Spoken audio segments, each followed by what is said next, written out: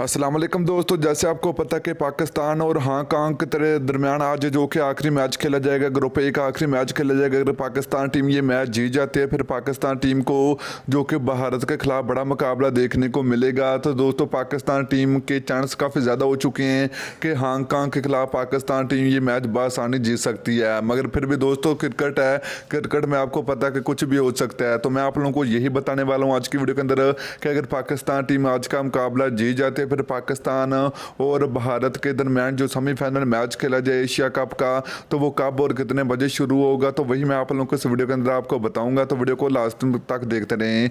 तो दोस्तों से पहले अगर आप अभी तक इस वीडियो को लाइक नहीं किया तो वीडियो को लाइक करें और चैनल को सब्सक्राइब करें।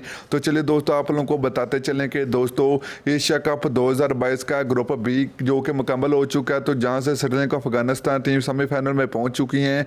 तो आज जो कि चौथी टीम का फैसला होगा कि मुकाबला भारत के खिलाफ किसका होगा, पाकिस्तान या हांगकांग।